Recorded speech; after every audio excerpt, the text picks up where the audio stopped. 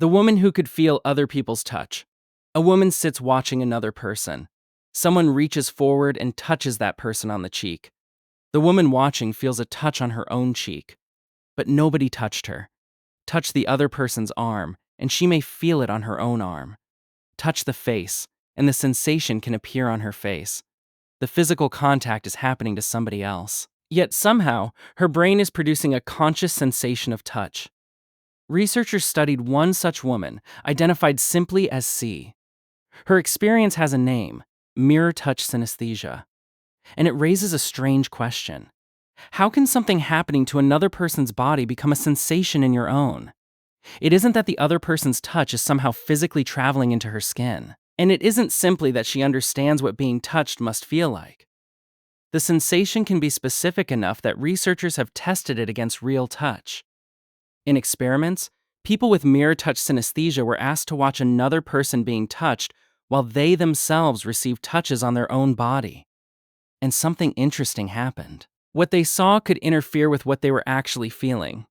If the observed touch occurred in a different location from the real touch, identifying the real sensation could become more difficult. So researchers had evidence that this was more than someone simply saying, "I can imagine what that feels like." But the bigger clue came when scientists looked inside the brain. When C watched another person being touched, regions involved in processing touch showed unusually strong activity. At first, that seems to solve the mystery. Perhaps when she sees another person being touched, her brain activates its own touch processing system so strongly that the activity crosses into conscious sensation.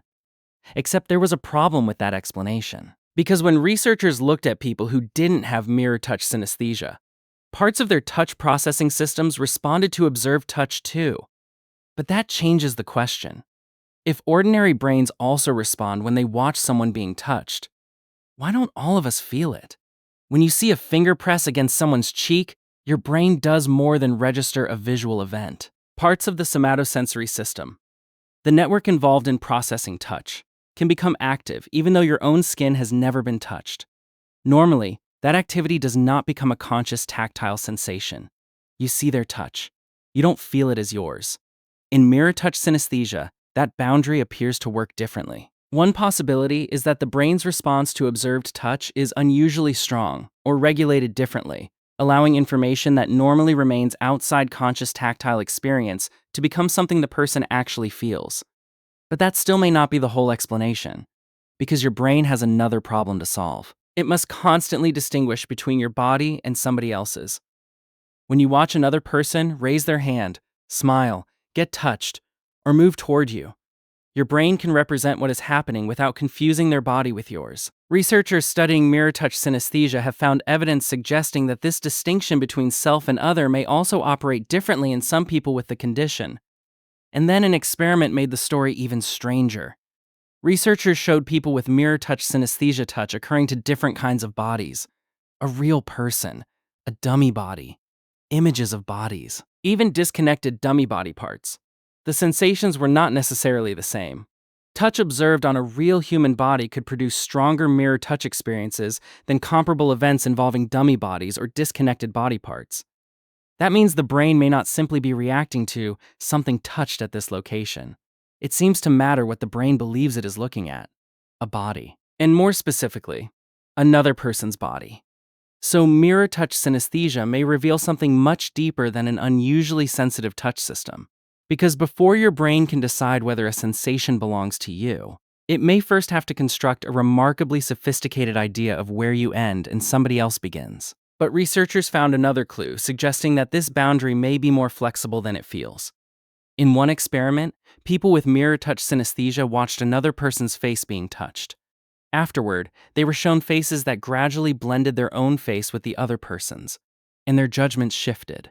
Some became more likely to identify these blended faces as themselves. That does not mean they suddenly believed they had become the other person, but it suggests that watching another body being touched can influence the brain's representation of the boundary between self and other.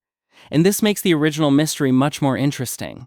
The question is no longer simply, why does this woman feel another person's touch? The stranger question is, why don't the rest of us?